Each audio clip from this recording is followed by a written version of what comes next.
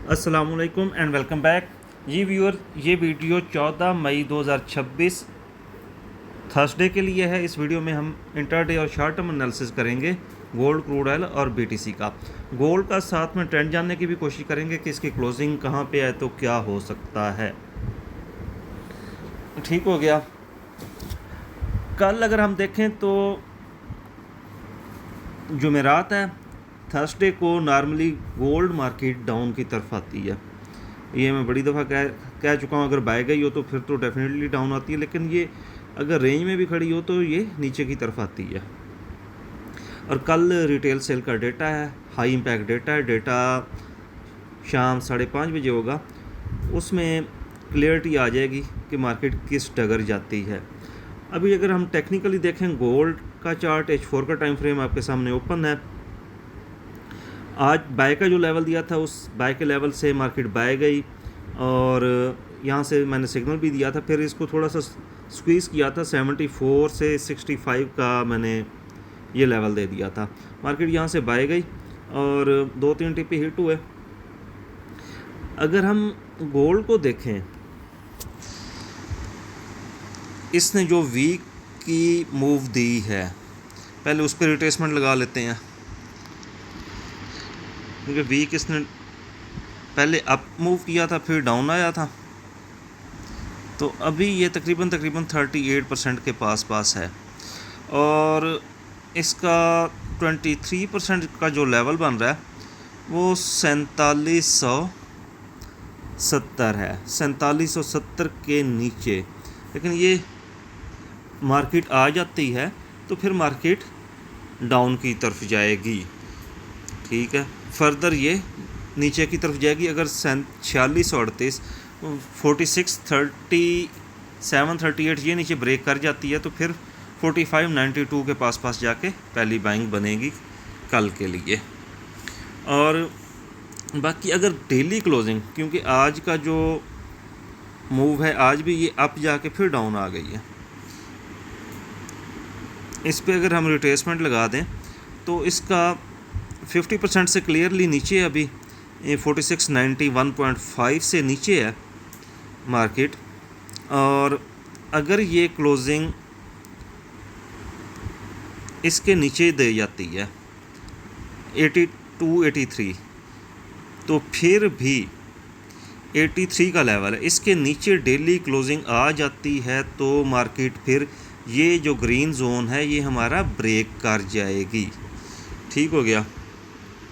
तो ये green zone अब हमारा पॉइंट ऑफ इंटरेस्ट नहीं रहा। इसको फिर हम देखते हैं ऑर्डर ब्लॉक के अगेंस्ट। तो यहाँ पे ऑर्डर ब्लॉक है, लेकिन ऊपर आप देखेंगे टॉप पे रिजेक्शन नज़र आ रही है आपको। ये अभी रिट्रेसमेंट हटाता हूँ तो ऊपर अगर देखें तो लॉन्ग वीक है, जिसकी वजह से चांसेस यही हैं कि गोल्ड यहाँ से थोड़ी बहुत सपोर्ट लेके इसको नीचे ब्रेक करे। आसान नहीं होगा, टाइम लेगा इसको ब्रेक करने में, लेकिन लग ये रहा कि ये ब्रेक हो जाएगा। अगर हम 2H टाइम फ्रेम में या H1 में देखें तो इसका जो स्ट्रक्चर नज़र आ रहा है मार्केट का स्ट्रक्चर, फिर मैं आपको पाथ लगा के बता दूं। ये अब ये डाउन आया, मार्केट ने रिट्रेस किया। अभी इंटरनल स्ट्रक्चर में इसने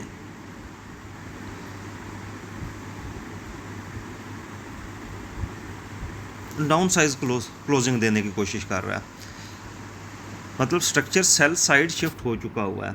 तो चांसेस यही है कि मार्केट डाउन आए। लेकिन हम अगर सेल करते भी हैं तो हमें फिर सेल का एसएल कहाँ रखना है। एसएल इसका 4712 जो एशिया का हाई था यहाँ पे रखना पड़ेगा, बल्कि $3 ऊपर आपको 4715-16 के राउंड इसका एसएल रखना पड़ेगा। ठीक हो गया। मतलब ये टॉप से सेल करना बेहतर है। स्ट्रक्चर यही बता रहा है कि मार्केट नीचे की तरफ आएगी। नेक्स्ट बढ़ते हैं हम क्रूड ऑयल की तरफ, क्रूड ऑयल पे सेल का जोन और बाय का जोन दिया था, बाय के जोन तक तो नहीं है, सेल के जोन में दोबारा गई मार्केट और वहाँ से फिर अच्छी सेलिंग देखने को मिली है हमें, और 99 लगाने के बाद मार्केट फिर वापस आई है तकरीबन 97 तक। तो इसका बाय का वेट करेंगे अभी, क्योंकि यहाँ पे बाय इनगल्फिंग बनी हुई है, लेकिन क्रूड ऑयल को यहाँ से नीचे रिट्रेसमेंट देनी चाहिए। ये गैप इसने फिल किया लेकिन पूरी तरह फिल नहीं किया, क्योंकि क्लोजिंग यहाँ पे थी 91.7 पे थी, तो यहाँ तक इसको डाउन आना चाहिए, ये गैप पूरा फिल करना चाहिए और वेव की अकॉर्डिंगली ये इसको रिट्रेसमेंट भी इस लेवल तक देनी चाहिए।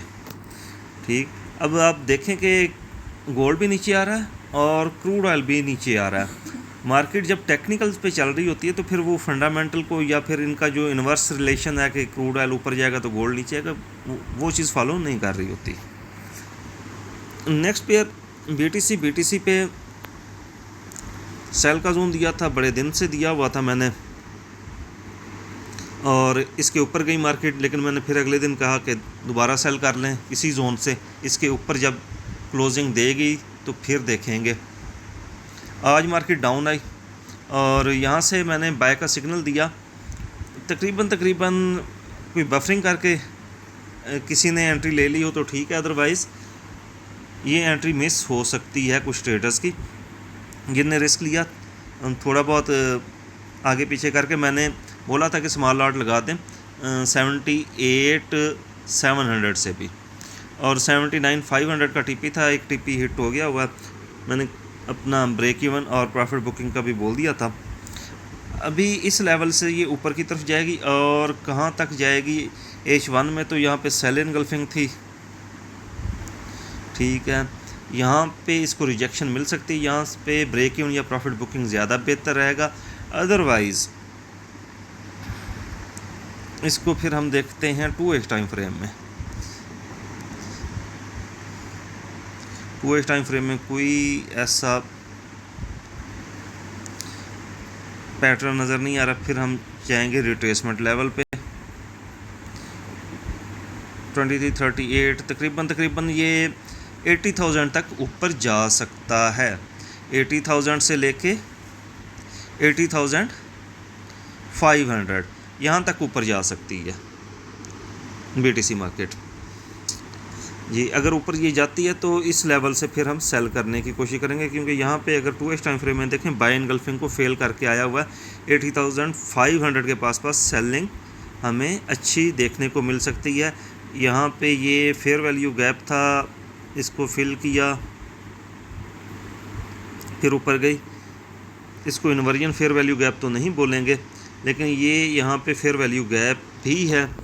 और अभी की सेलिंग जो बननी चाहिए BTC पे 4H टाइम फ्रेम में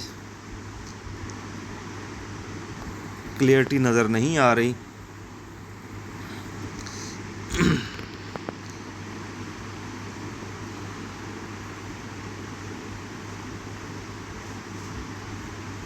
ये ग्रीन वीक और ये यहाँ पे आपने देखा होगा रिट्रेसमेंट लेवल भी थे।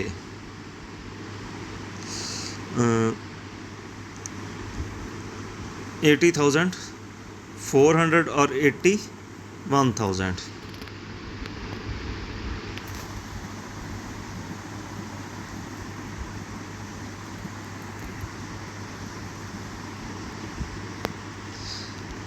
जी मैं व्यूअर्स, इसी के साथ आज का एनालिसिस कंप्लीट हुआ। अपना ख्याल रखिएगा। अल्लाह हाफ़िज़।